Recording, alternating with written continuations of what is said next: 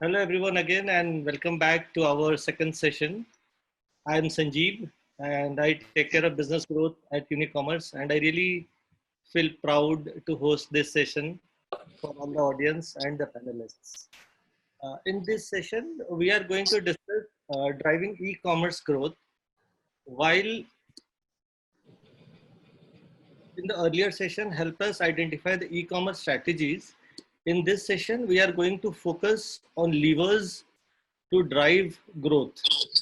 Our esteemed panelists are going to talk about the current e-commerce trends for from their vantage point. And in the second part, we will focus on the growth levers that businesses have to deploy during the COVID phase, as well as any shift that we are seeing during the recovery phase. And finally, we are going to talk about the trends when we expect to see in a steady state. Just a little housekeeping here before we start. If you guys have any questions, audience, you please post that in the question and answer box. We will be addressing all those questions at the end of the session. Thank you. So before moving ahead, I would like to introduce all the esteemed panelists one by one, and then we will begin our conversation. So starting with Ms. Samar Liao. She is the Director of Business Development at Bloom. I would request Samar to give a brief introduction about you and your company. Over to you, Samar. Sure, thank you. So first of all, thank you for all the attendees for joining the webinar and Unicommerce for bringing us all together. I'm Samar. I'm a co-founder of AdBloom, and AdBloom is a social and a digital media marketing agency. So for the past 11 years, we've been working with brands from across the MENA region on developing, implementing, and growing their business strategies. That's great to know, Samar. Thank you. Next, we have our panel, Mr. Ravi Kant. He heads strategy partnerships at Noon. Over to you, Ravi. Hello, everyone. Very good afternoon to all of you, guests and speakers. I'm Ravi Kant. I head the marketplace strategic partners and marketplace operations for Noon.com. Most of you would be aware about Noon.com, which is the largest horizontal e-commerce player of the region. Currently, we are operational in 3 countries: UAE, Saudi Arabia, and Egypt. I would be glad to take your questions on what are the levers for growth in the current scenario and going forward because of the impact of the COVID-19. Thanks. Cool. Then we have Mr. Rajiv from Freshworks. He's the Director of Startup Program and Technology Alliances at Freshworks. I believe Rajiv himself would be the right person to tell you more about him and Freshworks. Over to you, Rajiv.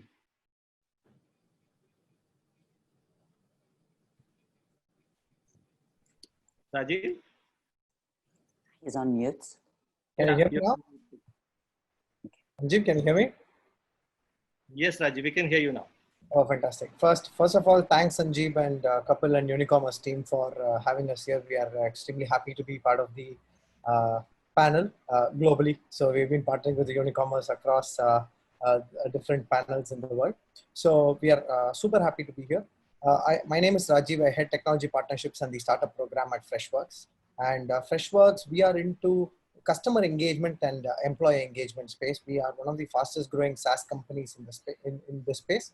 We provide tools for every touch point of a customer with a business, right from marketing automation to live chat bots, customer support, and also customer success.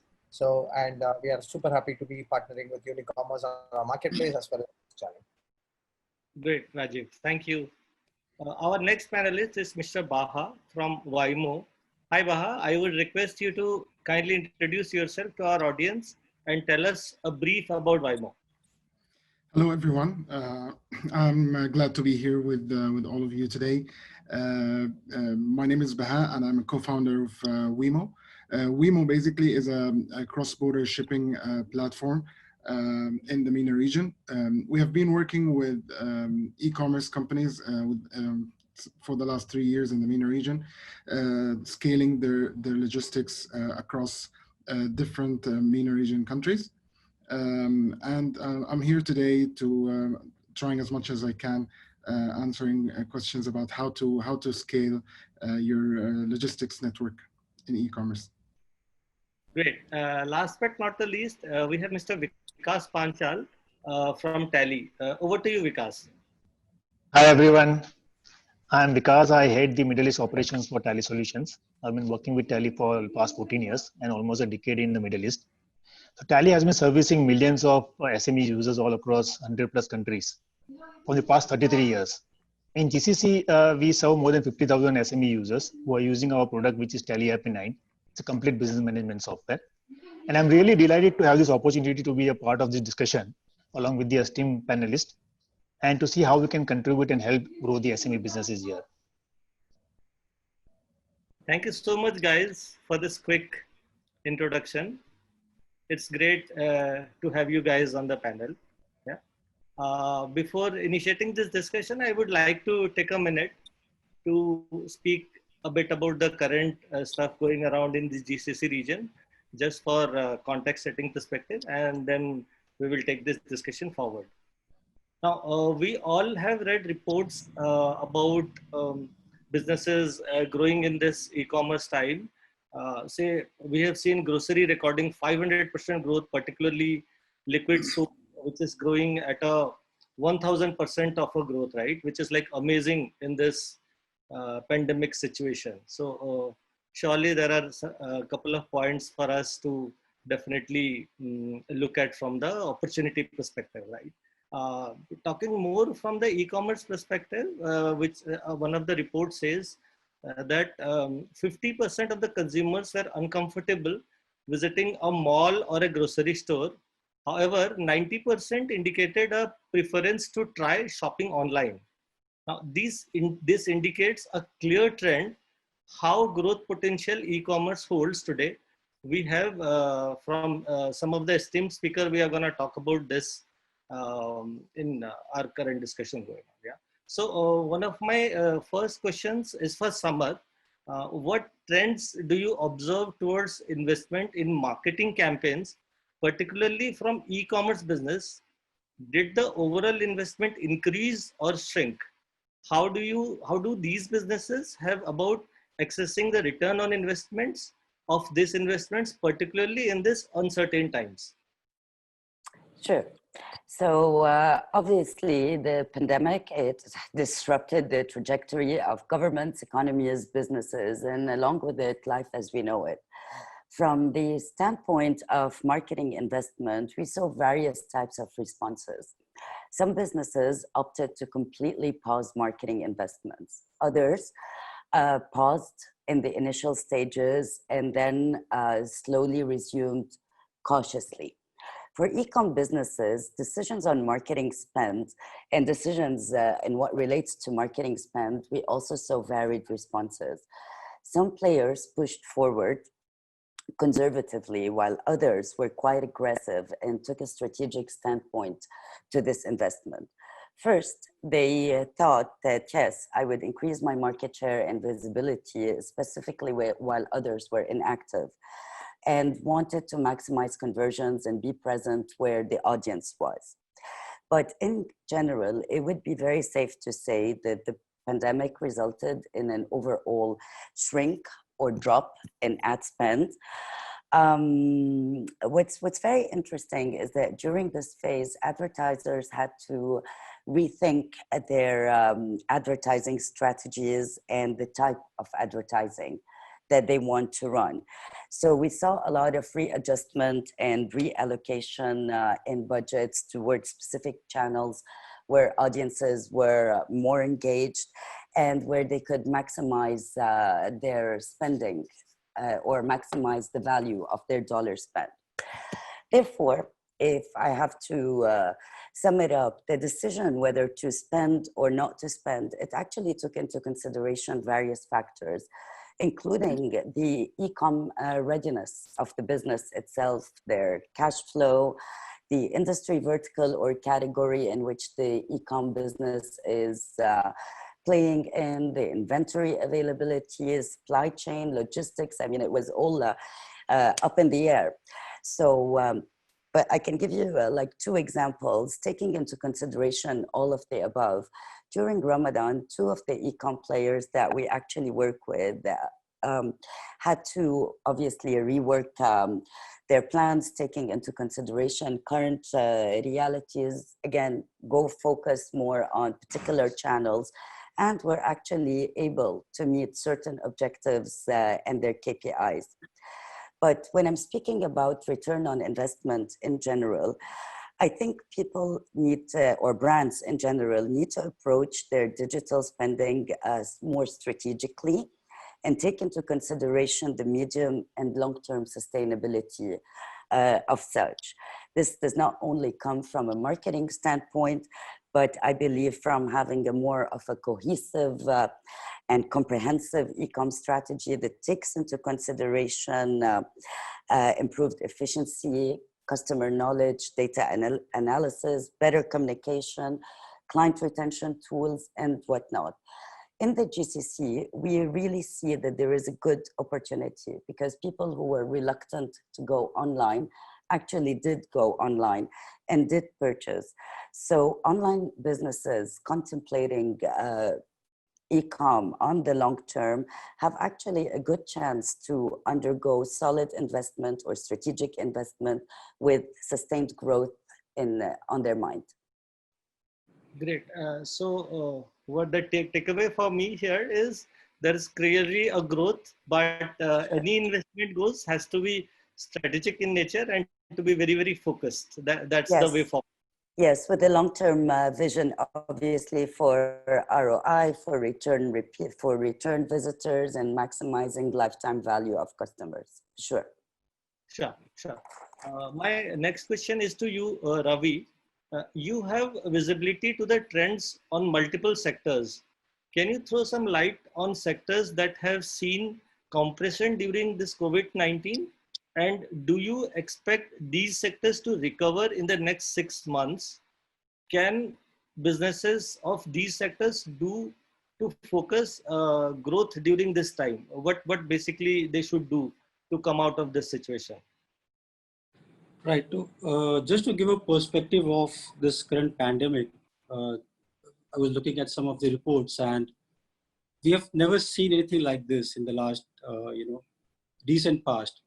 Yeah. The last we saw something similar was about 102 years ago, to be precise, back in 1918, when we're talking about the influenza pandemic. So that, yeah, some people also call it as Spanish flu. So that had a huge impact on the overall global economy, businesses. But in the last 100 years, fundamentally, the whole world has changed. We have become more interconnected. And therefore, there is no standard textbook that gives a lever as to what are the tools that we can utilize. So the whole economy, the whole businesses, and in particular GCC, for example, which is relevant to us, has to find its own unique solutions.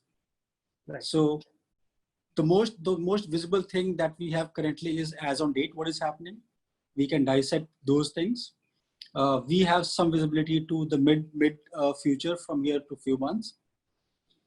But most of the people who are from the industry feel that it's hard to predict what's going to come in the next 2, 3, 4 years. And there would be multiple impacts coming in different ways. Now, to be more precise on answering the first part of your question, we have seen, and all of us are aware that we have seen a dip in most of the offline businesses, whether it's food, grocery, fine dining, travel, tourism, all of these things.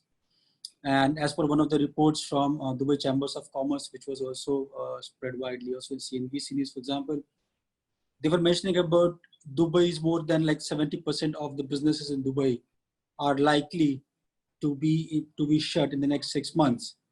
But it's very hard to imagine that ways. So if we talk about like fine dining and food and travel, which is a big hit right now. So while food is getting impacted, we know for sure that food delivery is up. While we have seen that, home furnitures and large appliances have seen a dip, but home interiors and small goods have seen a phenomenal growth. So it is imperative to understand which are these areas of growth. For example, if I talk about the overall fashion business, most of the platforms have seen from 200 to 300, even 4x growth. This is in the last 3 to 4 months. This is phenomenal. But that business is not evenly spread across all the categories. So for example, one of the categories we have never seen such phenomenal growth was the loungewear. And for example, because people are staying home indoors, we have seen a hit on the formals or office wear businesses, for example, that has gone down. Baby has suddenly, so for example, if you look at most of the vertical fashion sites or even horizontal e-commerce players, kids, for example, kids business has been one of the lowest contributors. So women typically is generally the highest contributor, followed by men's and kids. We have seen a sudden surge, growth in the searches in the kids business.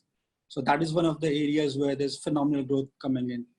Right. And when we start to now, for example, as the market is opening up, when we start to walk into the malls, we see some great changes happening also into the kids business offline. Going back to the second part of your question. So, for example, which of these, what are the tools, for example, which we can use and leverage? So, of course, one of the classic ways that we have seen, for example, is, as the offline is going down, some of that gap is taken away happily by the e-commerce players. But still, I would say that e-commerce is still a very, very smaller percentage of the business in totality. And the online cannot take up the entire offline that is going down.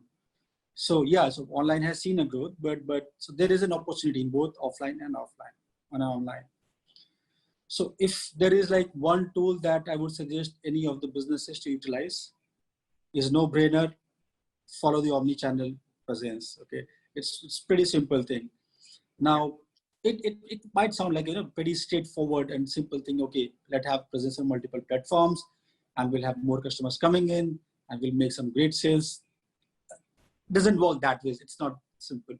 So when we're in the last season also, I heard you're talking about a lot of strategic change that needs to be in the place. We have to adopt to newer technologies. So worldwide we have seen that the moment you drop that innovation tool, you drop adapting to the newer technologies, you go down the business. So there are a few tools. One is having omni-channel presence, but with the right strategy. Right. And the key in this whole thing is, as you move from like one channel of sales to another channel of sales, or adapt to multiple channels, it could significantly impact your liquidity and the working capital. So you need to understand where and in what ways the businesses should be investing, in which technologies you should be investing, which is giving you those insights. So for example, so when we talk about omni-channel, clear cut, you should not lay all your eggs in one basket.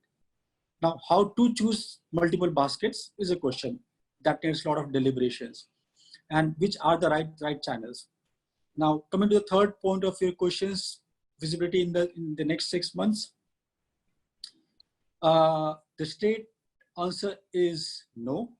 We might not be able to reach pre-COVID levels in the next 6 months. So definitely we have seen like 2x and 3x searches in the last 2-3 months. We would still see, but that's because suddenly the base had gone down significantly lower. So we would see some growth happening. We would see some sort of recoveries. Some of the economies are talking about opening up to the business, opening of the business by 80 and 90%. Now, opening of businesses of 80 to 90% and going back to the same level are two different things. So yes, even for example, in UAE and Dubai point of view, for example, the government has relaxed the rules. Markets are opening up. But even yesterday, so okay, just to give an example, yesterday we were at the family, we were in a dining, a movie hall.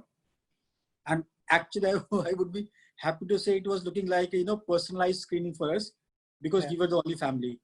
Yeah. Which means market are opening up, but there is very less footfalls. Yeah.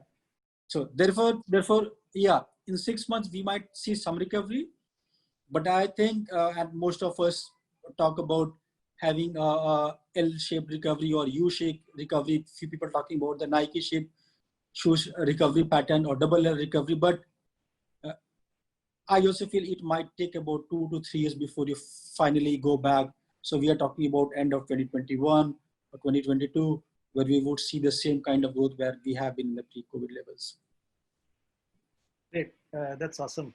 Rajiv, next question is to you actually. With the overall landscape of customer service and engagement is changing because of remote working, what are the top 2 or 3 trends that you saw emerging in Middle East market with regards to customer servicing and engagement? If you could please throw some light on that. Sure, perfectly. And I think I completely agree with what Ravi mentioned about the market and what is happening in the market, and the recovery process is not going to be immediate for sure. And it looks like there is a not permanent, at least a semi-permanent move in how businesses and customers are reacting to businesses or even consuming different things, right? So from a customer support perspective and an engagement perspective, the biggest trend that we saw obviously was shift to omni-channel, because customers were not preferring the old channels they were communicating in. They could not come to your store to raise a complaint. They could not come into or talk to somebody to have if they have an issue. Right? People are not available in call centers. People are not answering phone calls everywhere. Right? So, but every business had to continue engaging with their customers, which means they had to very swiftly adopt into multiple channels, like WhatsApp, for example. WhatsApp, we've seen a tremendous pickup in Middle East as a market. We've seen Telegram pickup. We've seen activities like people moving into bots and messaging rather than primarily making a call center or visiting to stores. So if you, at an overall level, we saw at least a doubling, in many cases, even tripling of channels that businesses had to operate in this short timeline. A good pickup even in social channels, for example, right? Social selling also, we saw some good improvements coming in the market. So that was the first trend that we saw, and we see that to continue because, as Ravi said, this is not going to be an immediate shift to online to offline. So people are going to be more hybrid for the next 1 to 2 years.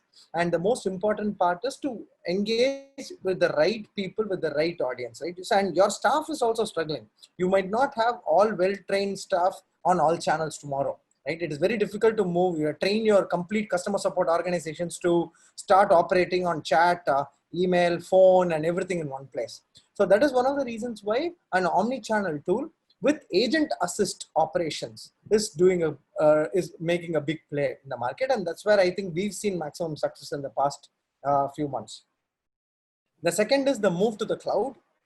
This is a global trend. I won't keep it very specific to Middle East, but what we've seen is people cannot survive on on-prem operations completely. You cannot put, as Ravi said, you can't put all eggs in one basket. So now you need to ensure that your workforce is flexible, your workforce is able to work from anywhere, which means you have to adopt cloud. And that we've seen a lot of openings coming in the market. And the third thing is customers are becoming more impatient. So the irony is, though customers are very far from businesses, they want businesses to be very close to them. So it is like they want customers to immediately respond to their queries. They do not want to wait. They don't want people to be in queues, in calls and other things, right? So which means we see a lot of uptake for self-service as well. So self-service and basic automations is something that a lot of people prefer. And it's okay if they don't talk to a human. People are becoming more okay with that. That is something that we've seen. Sorry to barge in. I think that is purely a clear trend which you already mentioned, that people are shifting to text apps like Telegram or WhatsApp and all that because they get immediate response. Maybe that's the trend, right? Yes. And they're okay with bots. Bots is not such a inhuman concept anymore. Yeah. So the differentiator comes in personalization and the focus the company can put on the customer journey that can really differentiate the brand is what we feel. Great input actually. Vikas, next question is to you actually.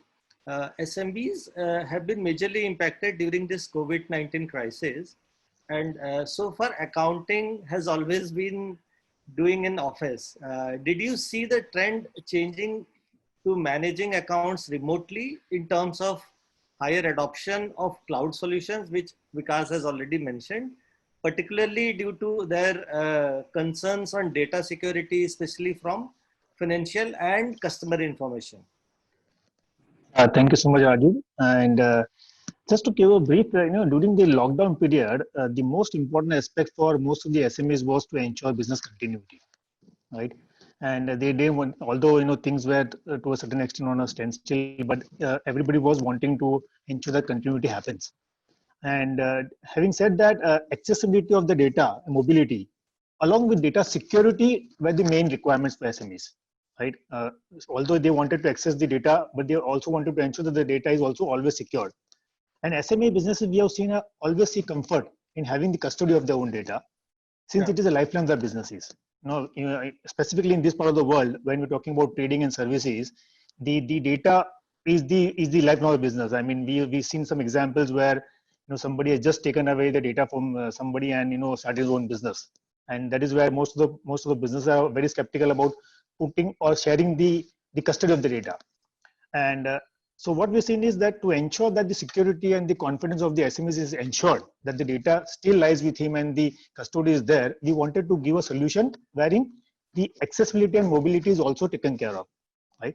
So software companies like us, what we did was we not only gave them the options for working from home by offering them 30-day free pack, but also ensure that the data is safely with them on their premises, in their computer, or wherever they are wanting to host it. And this initiative, what we started, we started for all the businesses, not only for Tally customers. And we saw a great response where thousands of businesses took the benefit of this. Tally also gives the flexibility of to the user to access their data from any browser devices. So again, stressing on that the custody of the data and the security of the data remains with the SMEs. It also gives them the flexibility of accessing from anywhere. So yes, we have seen the change in the trend where businesses are wanting to have mobility and accessibility, but also not willing to give away the custody or compromise on the security of the data. So that's the solution what most of the businesses and SMEs are specifically looking for, and we were able to provide during this crisis scenario. Sure. Thank you, Vikas, for your kind response. My next question is to you, Baha. COVID-19 has resulted in disrupting in e-commerce logistics. What technological innovations did you see logistics company adopt to minimize disruption due to COVID-19? Well, I think we are all on the same page that adopting new technologies now is not anymore an option. It's not a choice, not luxury. And to be frank, what was adopted during the pandemic from the logistics provider side was not enough to tackle the situation. There were a couple of examples that were pretty successful, but I would say it was not enough to contain the situation back then. And the reason is big chunk of the existing technologies are actually more or less into the last mile solutions. We're more purely focusing on the transportation part. But now the evolution is toward more holistic view. So if I would pick up two innovations that will become must-have, and we will see lots of providers on different scales adopting it. I would take Internet of Things, and Internet of Things, for people who are not aware, is basically implementing sensors that can read data at different stages of the process. So when you combine Internet of Things or IoT with data analytics, it helps you tackle issues like real-time knowledge of the location or the condition of shipments at any point of time. So it's a combination of analytics and IoT connected sensors that will bring these benefits to tackle this issue. Now the other innovation will be robotics or automation. So and I would like to call this the new robotics normal. Because one of the things that was taken away from all the logistics staff in the last couple of months was their time.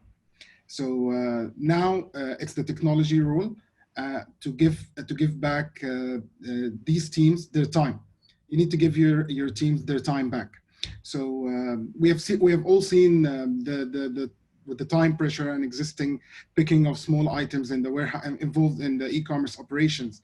Warehouses were like under intense pressures to accurately get orders out the door rapidly. And we have all seen this labor shortages and restrictions of movements, and no one was able to quickly get access to manpower on the spot during the permissions scheme that we had. So now, and that was extremely difficult to manage under manual or even semi-automated methods. So if you want to be ready for, I wouldn't say another pandemic, but if you want to be ready for another unexpected growth or unexpected demand, you need to start looking at robotics, and we have seen all the Amazon announcement a couple of days ago of the Zoox acquisition, which is a self-driving cars, and these kind of innovations will continue to we will continue to see it. And this is actually a great opportunity for technology startups now to start moving quickly and finding innovative solutions, because they will be definitely faster than the big players moving or tackling these issues. So yes, to conclude, IoT and robotics were luxury in the past. Now they are a must consider and must have. Great. So with this pandemic recovering, you are seeing that technology adoption will stay, it will not go away. That's the basic takeaway. It will increase, definitely, yes. Great, nice. Okay, so now let's talk a bit more about so-called this recovery phase, which may take more than 6 months, as Ravi has already mentioned. So Samar, a question to you here is, as the Middle East is preparing for opening up of lockdown and economy gets into the recovery phase, what changes should a brand consider in their communication strategy? What are some of the interesting communication strategies that you have seen, particularly from communicating around safety of the products, which is going to be the key for consumers' concern, obviously, in this post-COVID-19 era? Sure. So actually, what we have learned during this pandemic is that brand value and brand purpose became very important. And especially that we saw many businesses reach out to protect their teams, their customers, their communities, and by that, often inspiring confidence and cultivating loyalty and trust. We also different communications related to, for instance, changing the logo, promoting social distancing, safety measures, and whatnot. Some brands actually went and reimagined their communication to be more contextual. For example, Pril or Maji that were pushing people or promoting staying at home, safety, cooking together, enjoying doing time together as a family.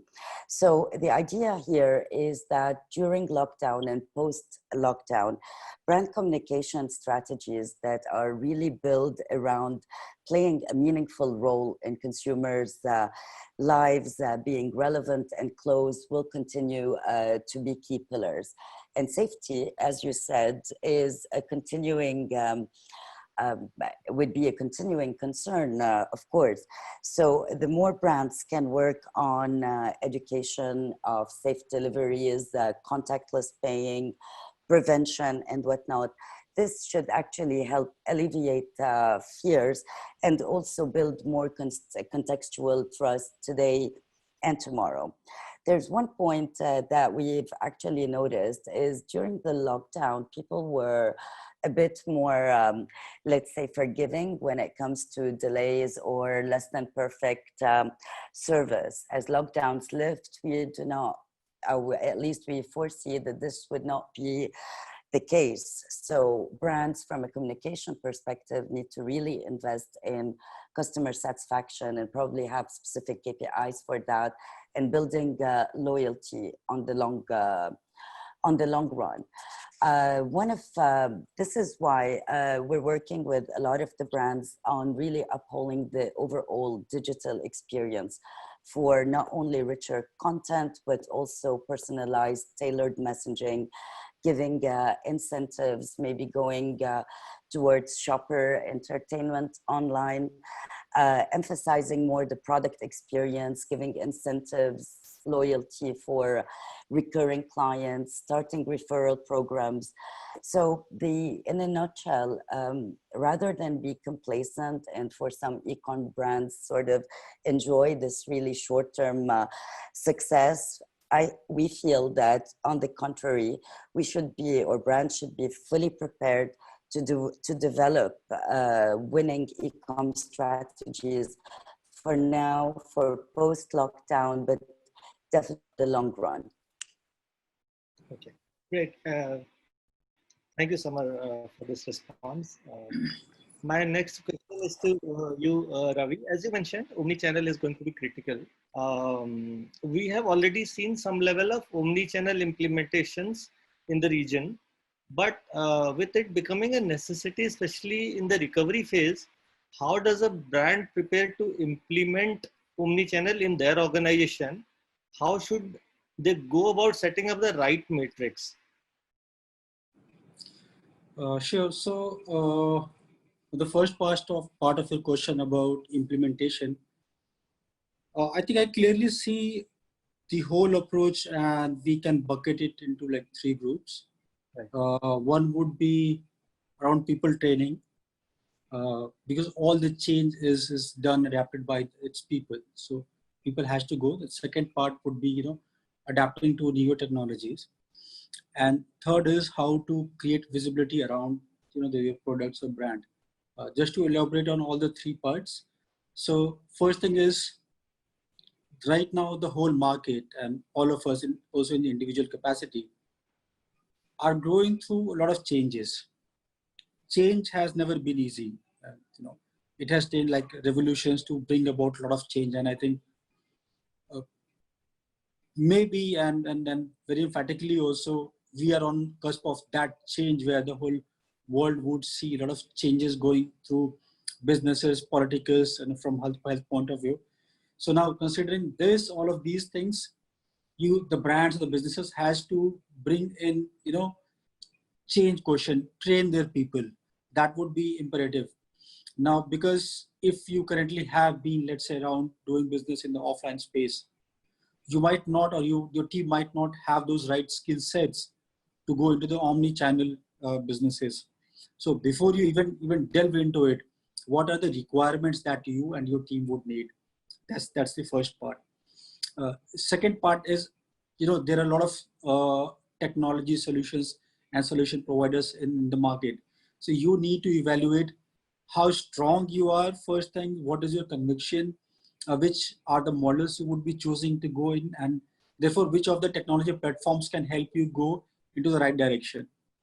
And third thing is, fundamentally all the channels of sale work differently. There is definitely slight overlap, but essentially the consumers that you might see on offline channels and online channels are different with some level of overlap. Now, how to find the right channels and strategies for creating visibility on all of these platforms, and how to synergize all of these things. So there is a lot of adaptation that would be required, and spend that would be required for bring this similar experience across all of the channels. Going back to the second part of the question, that what would be the right metrics for evaluating? Now, I think fundamentally all of the metrics can be put together into 2 groups. One is the whole of the consumer funnel metrics, and second is the conversion. So for businesses, they should be checking in. So when I say the consumer funnel, so on online media, we talk about how many people actually came on to the site, how many people actually clicked. So from impressions to finally having the glance views to conversions, how many people are adding into the cart. So as a business, you should be aware what these metrics are. How is it that, so finally it boils down to, understanding very deeply who your consumer is. So is the consumer only looking at you, or actually he's ending up buying it? So that brings to the second part of the answer, which lies in the conversions. So on the offline, you might be seeing what were the footfalls for any industry or businesses to how many people were actually coming and how many people were actually getting converted. So these two, the funnel metrics and the conversion metrics would be very important, because these essentially would be the end result of all the efforts that you're putting in, whether you're bringing in technologies or spending on the marketing or investing in the supply chain. These metrics would give you what was actually the result. And therefore, it would give an insight into how your ROIs are working. So I think these are a couple of metrics is very critical to monitor. Yeah, golden words, I would say, Ravi, and surely great takeaways for the audience.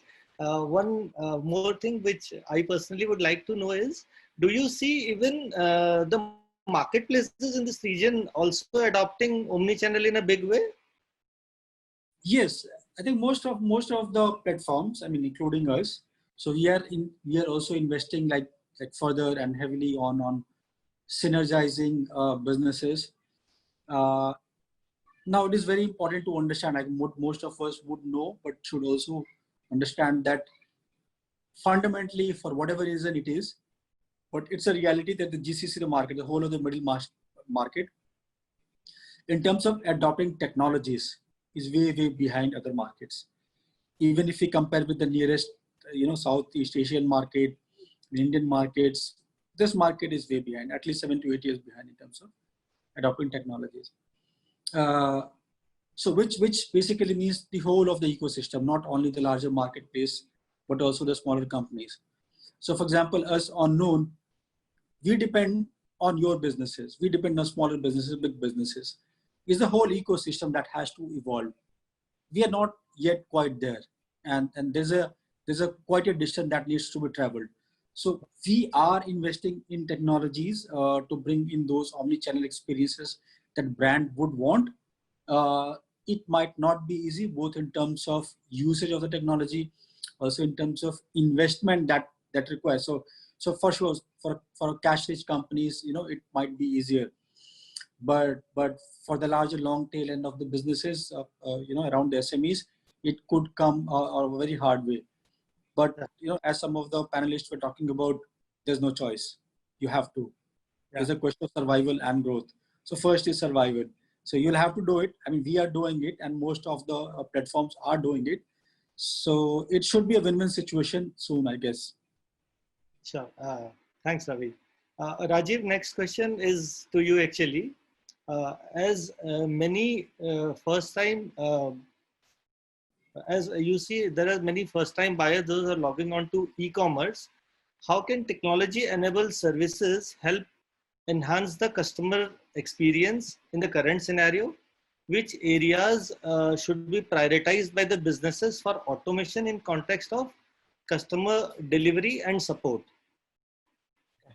So that's a very interesting question, primarily because it addresses both fronts on customer facing the marketplaces and also on the back end of what the marketplaces should invest on. Yeah. So first, if we look at how the first touch point of customers with the business, right? So primarily a lot of people are going to be shopping online for the first time, and businesses are also going to be selling online for the first time in that's the big change that is coming through. So first thing is the channel of communication. Right, so people come on to marketplaces. So we see the engagement points to be chat as a very good engagement point, and messaging as a very good engagement point, right? So, and it should also be trigger based. As Ravi said, we should know who our customer is, whether he is just looking or he has the intent to buy. So when he is just looking, we need technologies to guide him to the right places, which means on the technology page. So for example, we provide a tool called Fresh Marketer, which is a conversion optimization suite, where we can see what actions each user is taking on the website. So whether he is looking at the content, whether he is looking at the right content you want him to see, we can do A/B testing with different content. And then whether he's flowing through the funnel, whether he's choosing to buy, clicking on action. So we can track everything on the website, right? So it tells you, okay, have I designed my pages right? Whether is the customer journey flowing as I imagined it to be? That you can very easily verify. Second is trigger-based conversations. So when a customer is looking at your pricing for more than 5 seconds, you can start a chat. Hey, we can help you choose this particular product. Or there's a scheme or a discount that is running on this particular product. Are you interested? So engage with context is the second biggest thing that businesses need to do. And these are not difficult things. It takes a few minutes to set up this campaign, right? Hey, somebody looking at your pricing page for 5 seconds, start this chat. This is the content. This is how the bot flow should be, right? These takes minutes now. These don't take a typical SI to come and build out the end-to-end components, nothing. These are all completely codeless. You can drag and drop and build these interactions so that your customers can engage very, very quickly. And once that customer is there and starting to engage with you, how does he enter your sales funnel, right? So he enters in through your CRM, and in the CRM, are you seeing whether this guy has bought or he tried to buy, he abandoned a cart or whatever? Store the events. So now you know the full history of the customer, what he does. You can enrich the data through available multiple databases out there. So you get the full profile of your customer. And then you optimize the complete customer flow by embedding different triggers on the websites, chats, different types of experiment with content and all those things. That will very easily give you a full-fledged view of your conversion, right? So this is on the customer standpoint. And the second aspect of it is, what should the business be investing in terms of automations and controls, right? So one thing that we see as any customer should be able to reach out to a business very quickly. And in most cases, especially in e-commerce space, we see about 30 to 35% of a help desk is answering the same questions again and again. And this is a cost center for most organizations. Even small businesses who are selling on marketplaces are answering the same questions again and again. So if we have to prioritize what can be automated, that is the starting point. You understand your repeated questions that are coming through and automate that. This can be automated through any channel, right? So if it's an email, if it's a FAQ that you can embed on your website, is it a chat? All the channels, you can automate this information by just writing knowledge bases, which is a very, very straightforward thing to do today. And the second part where we need to automate a lot more is on the process standpoint. Okay, I won't even call it full-fledged automation, but I call it frontline empowerment.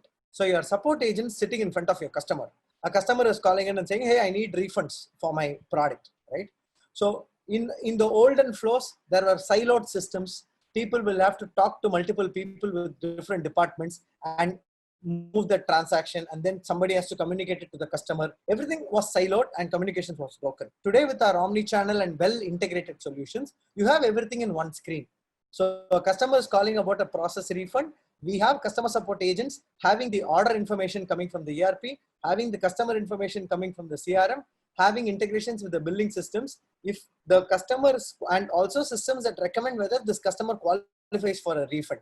It can just be, hey, this customer qualifies for a refund. In one click, the front line is empowered to refund. So now this is not complete automation, but this definitely reduces the amount of costs and efforts that the organizations have to put forward to solve this customer's queries. And with RPA, a lot of repeated actions can be automated. I think Baha also spoke about it, right? So RPA and next level of integrations, even with systems or actions spanning multiple systems, can quite easily be automated. So one thing what we'll say is automate everything that is repeated, automate something that you have control on, and do not try to automate everything. That is what we generally recommend to our customers. Great. So basically two major takeaways. From the customer interaction point of view, you are saying engage with some context rather than engaging in general. And from the process standpoint, you are saying that any repeat questions or same questions coming again and again, which is like 30% of the questions coming the same questions, maybe through any channel, email, chat, whatever, we should automate that. And maybe we should also automate it, the processes which we can control of, refund being one of them, which you rightly mentioned. Yeah. And the one important point that I want to emphasize there is automate without compromising on experience. Right. If the customer is talking to you on chat, automate that part. Do not try to send him an email later with an automation. That does not work. So with context and the corresponding channels is very important. Sure, cool. Thanks, Vikas. Baha, my next question is for you. As the economy opens up and logistics players are able to have higher capacities, do you see the logistics companies going back to the old ways? Or do you see that the logistics players will continue to invest in technology such as IoT, warehousing automation, etc., which you have mentioned in your previous speech as well? Okay, so let's agree that whoever is going back is going to go away. That's a no-brainer. And to be fair, also there were so many systems, legacy systems that was built on based on manual processes over years, and we cannot expect these to be changed overnight. So, but what I would forecast is we would see big players looking at technology startups.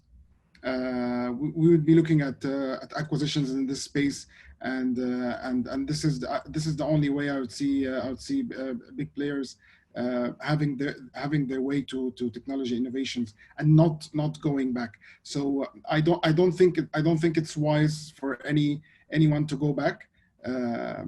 It will just take its own time, because you need to justify the investments in technologies as you go, and you need to solve problems. We will see demand shrinking down to a little bit not to the same level of pre-COVID, but not the same level of demand we had during COVID, during the full lockdown. And companies now have to prioritize the things. They need to justify these investments going forward in technology. Yes, so there's no way back. There will only be ways forward in technologies. It's just a matter of priorities: what to invest first, what to automate first, and how they will be ready for the next growth, I would say, or opportunities. Right, great. Thanks, Baha. Vikas, my next question is to you actually. With VAT being adopted in the region and a stronger push on digital transformation post-COVID-19, Tally's role becomes very critical in ensuring SMEs are able to adopt well to the new ways of working, for sure. Are there any programs or initiatives run by Tally to help business owners adopt these solutions, particularly given that Tally has so many versions? So how do they decide which version they choose, or maybe which one is the best for them? So firstly, if you see our logo, it says power of simplicity. So at Tally, we believe in ensuring power of simplicity. To emphasize on, Tally has only one product, which is a flagship product, which is a Tally ERP 9, which is a complete business management software, which takes care of all your accounts, inventory, and all your business requirements, along with your VAT compliance. The current release is 6.6.2. So this takes care of, and this helps the businesses to ensure that they need to buy only one product, right? And they can use all the features which are required to be done. And as I just mentioned initially, that during the lockdown or the pre-COVID or during the COVID time, initial days, the first priority for SMEs was business continuity. Now, all the SMEs are also not only wanting to do business continuity, but also look at possible expansion. As my fellow panelist Ravi and everybody made a statement that there are still a lot of segments which are on the growth aspect, right? And they are looking at growth aspirations, and they are growing, right? Now, for them, and as Ravi has been continuously listening to one word, which is automate, right? And I would also want to stick to the word of automation. And it is very important that all the SMEs today are able to get all their business data, right? Be it your cash flow or receivable, payable, or entire inventory position, or whatever they require to manage their business properly at a click of a button, right? Only then, when they're able to get that, only then they would be able to actually gain the complete benefit of the e-commerce transactions. To give a small example, we still see a lot of SMEs who are partially automated, but when it comes to running their businesses, they're still on manual or on spreadsheets, right? And what happens, the customer would have placed an order, and the order would have also got accepted, only to find out, to surprise of a SME owner, that the stock is not there. Why? Because the data was not readily available and the order was accepted, and then either the order gets delayed or the order gets cancelled, which gives a very, very bad impression to the customer, and I feel the customer would be lost forever and the rating comes down, and that is what happens. So the first thing, the new normal, what we're talking about is digitization and automation, right?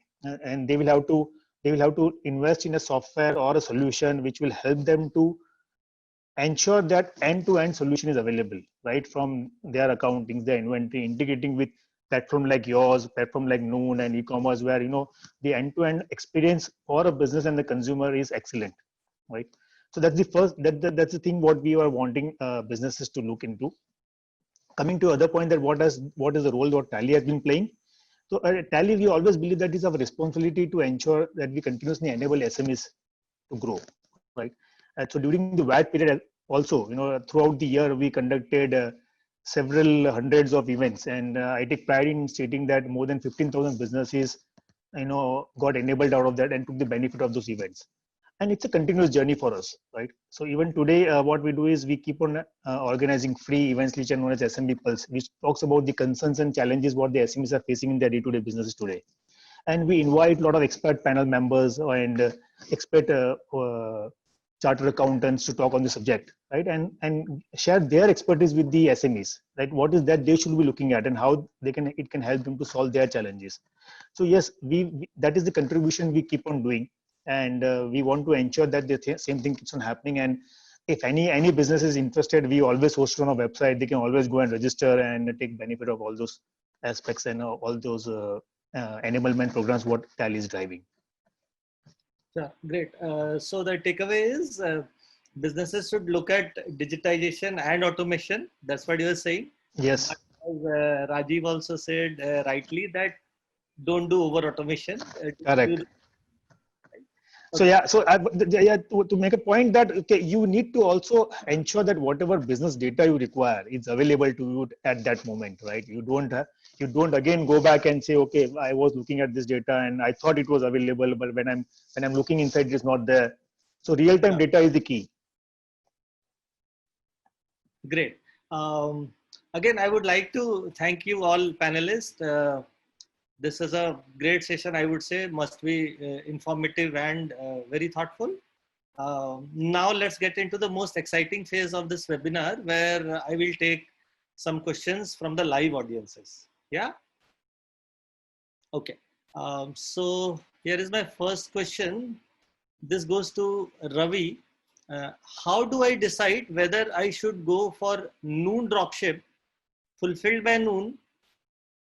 What are the best ways to take these decisions? So from both, what model should I pick? So, okay, first thing is, in terms of dropship to consumers is not available on Noon. We do not allow that. So we have like a back-to-back model, seller back-to-back model, where suppliers can keep the inventory in their warehouses and they can deliver on receiving the orders on Noon warehouse. From there, it goes to the last mile delivery. So this is a fundamental way we differentiate from others large e-commerce players.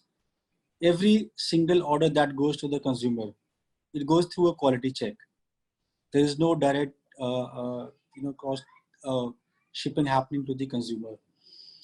So yes, in terms of choice between, so we have two models called like fulfilled by Noon or FBN, and we have the seller back-to-back models. So currently, as we're talking about also, the one line of difference, in terms of how to increase your business, how to grow, is that if a business or brand is able to keep the offering as close to as what was like having a physical store, that is the best case scenario. So we are talking about touch and feel, and we are talking about the same kind of information that the customer would have seen when he was in a store. So in that sense, online and offline compete with each other. So what happens is, when we talked about dropship or shipment models in FBN versus seller back-to-back, anything which lies in the sellers, so for example, e-commerce platforms, or in that case, a news warehouse, we are able to deliver much, much faster than it would have been on a back-to-back model. This brings a huge benefit to the consumer and also the seller. So for consumer, he gets that gratification of receiving the product immediately. So we deliver like a same-day delivery. We have same-day deliveries. We have next-day deliveries. With a back-to-back model, it takes longer period of time. And that's how you see the impact also on the businesses. So, but yes, in a back-to-back model, customers or sellers, in fact, sellers end up having lean inventory. So it's a trade-off. It's a choice. It's a rather complex trade-off, I would say. It won't be simpler. So we're talking about higher businesses versus lean inventory. And therefore, I was also mentioning earlier about, working capital and liquidities. So the business have to decide how they want to take it further. Great. Thank you, Ravi. My next question is to you, Samar. Interesting question, actually. What is likely to grow more, e-commerce via platforms such as souk.com or e-commerce via Omni channel? This question is especially in the context of FMCG segment.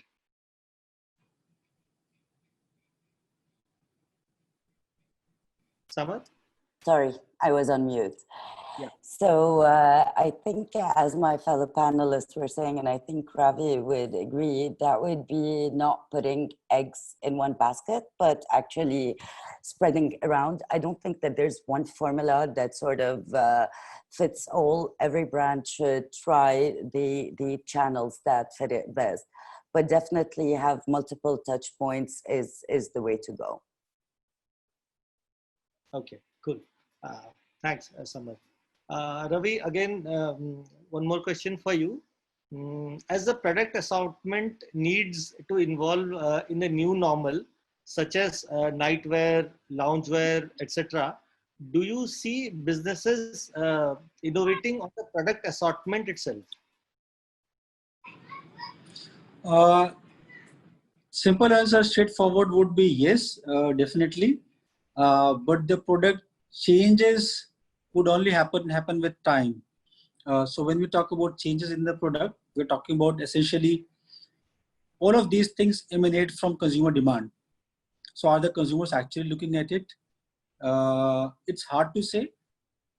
I would not really be able to comment at this point of time on product changes specifically, but I can speak more about changes in general. So for example, we might expect a lot of changes happening in terms of the cyclical pattern that we see in the fashion business. So a lot of research is coming around so for example, also fashion industry is one of the ironically one of the most polluting industries in the world, and all of us, including the largest players in the world, they're sitting on the piles of inventory.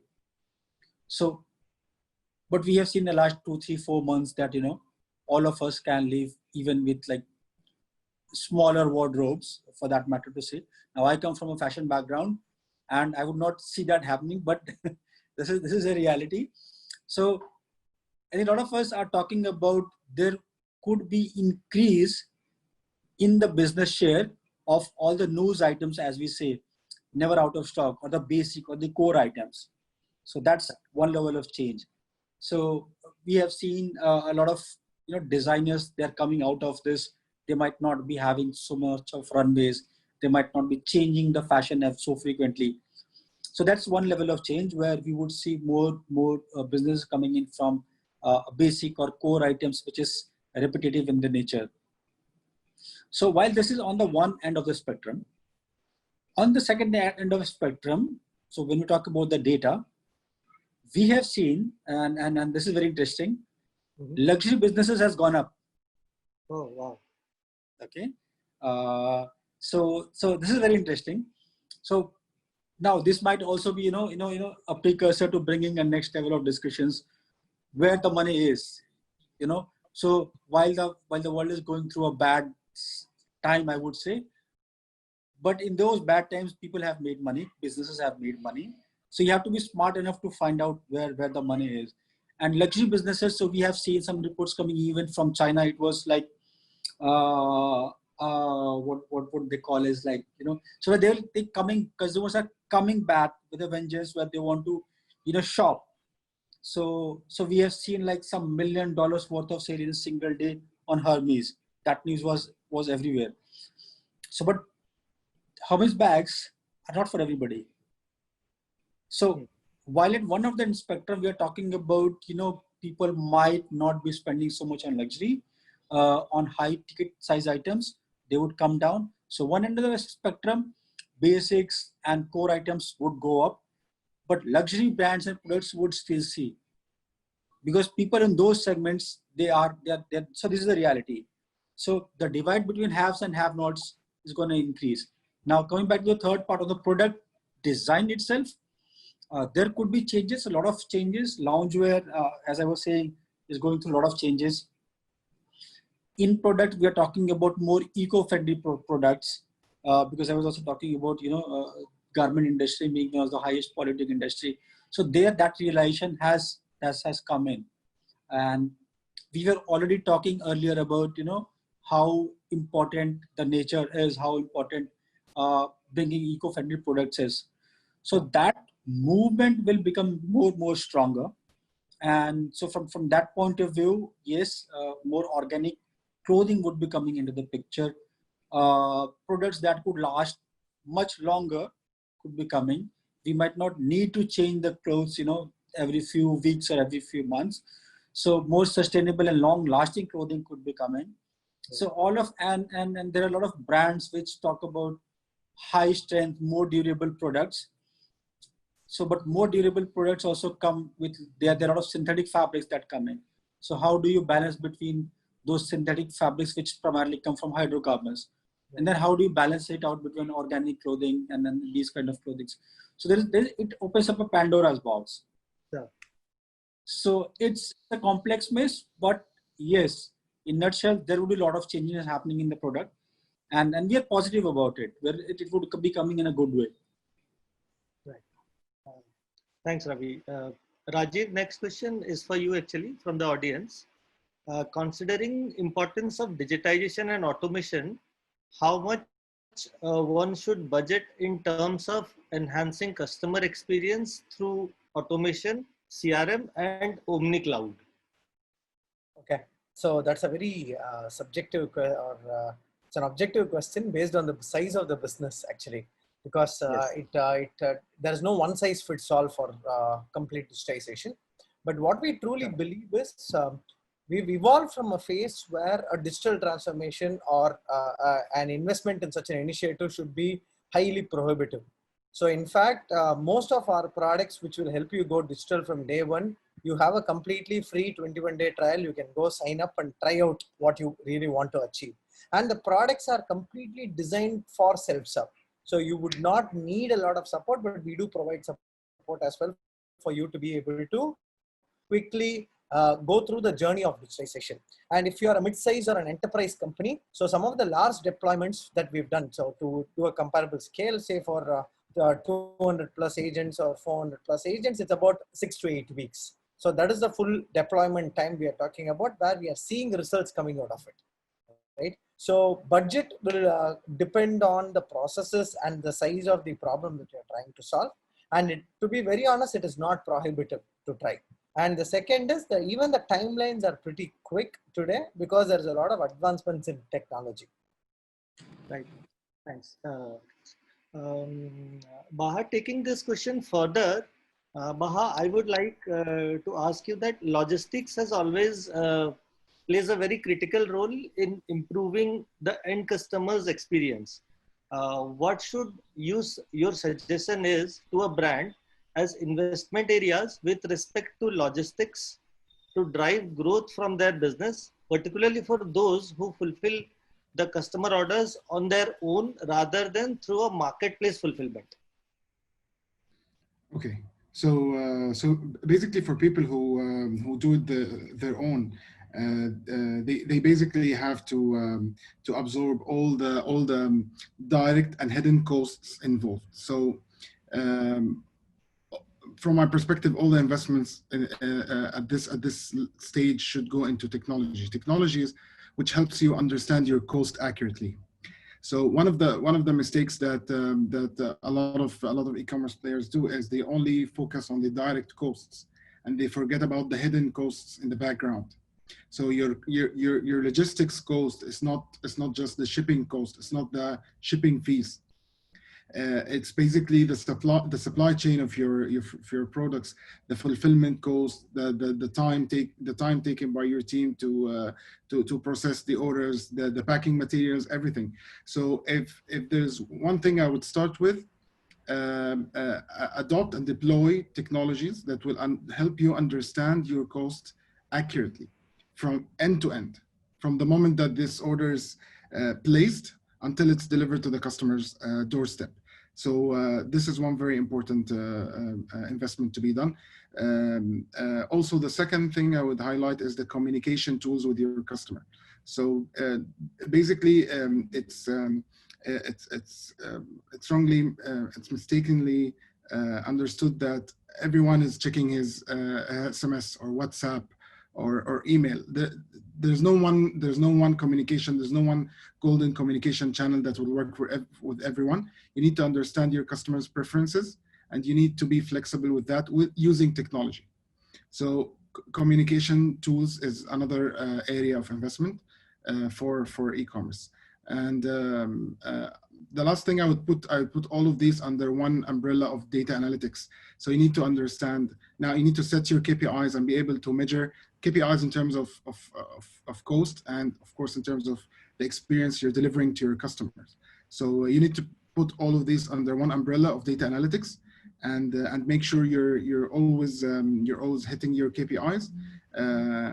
Because if you ignore any of these at a small scale, these problems will arise much bigger and will hit much harder on a larger scale, and it will be difficult to tackle at large scale. So better to tackle it on a small scale now, and yeah, that will scale nicely.